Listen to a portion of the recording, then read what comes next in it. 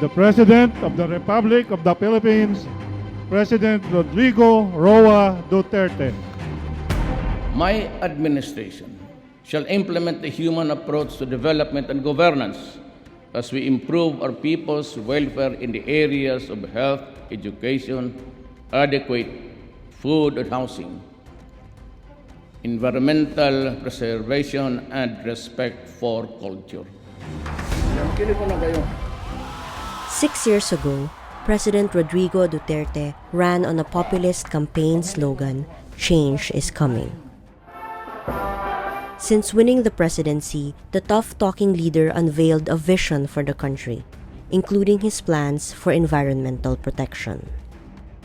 Addressing global warming shall always be our top priority, but upon a fair and equitable equation.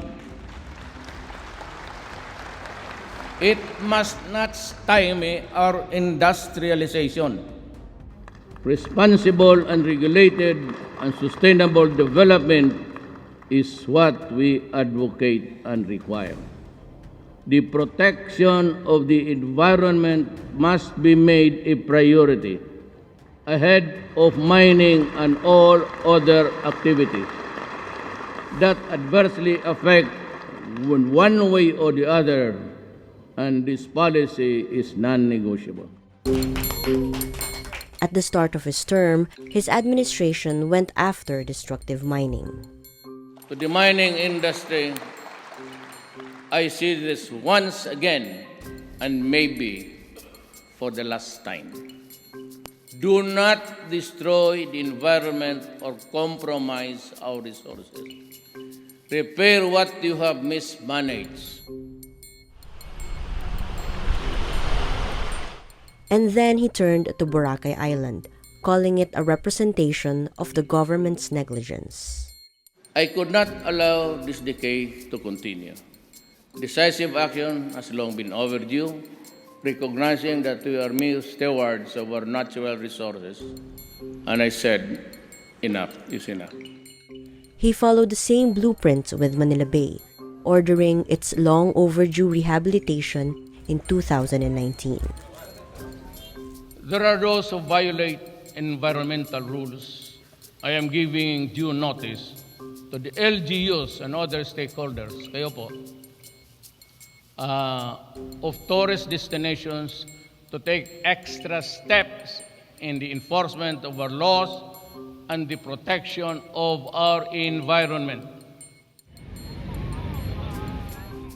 But after his environment officials dumped dolomite sand along the Manila Bay Walk in the middle of a pandemic, scientists called the move a vanity project that could further endanger the bay's ecosystems. I urge DDNR to sustain the efforts to continue working with our LGUs to restore Manila Bay to its former glory. After 6 years of Duterte in power, what has become of the country's rich environment and biodiversity? We think the first half, especially of the Duterte government, was honestly full of promise, but eventually it redounded to just that, promises. So we started with, of course, the appointment of former Secretary Gina Lopez, so to actually appoint a champion for the environmental movement was really a positive direction. But it only lasted for just under a year. In the latter years of the Duterte government, where most of the regulations on the open pit mining, regulations on imposing moratorium on new mining applications was reversed, especially under the pandemic years of this Duterte government. The Duterte government also pursued some very visually impactful environmental programs. It ties with the tendency or with the branding of a strong man. After ordering his energy officials to reduce dependence on fossil fuels like coal and fast-track the shift to renewable energy, were his government's policies and programs enough? to mitigate carbon emissions and adapt to climate impacts. Even our own House of Representatives issued the term climate emergency in the country. Pero nasan yung urgency na yon?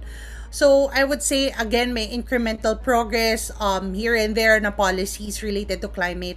But yung ine-envision nating pace and scale, yung bilis supposedly, I think hindi natin na-achieve under this administration. This administration essentially did not do enough.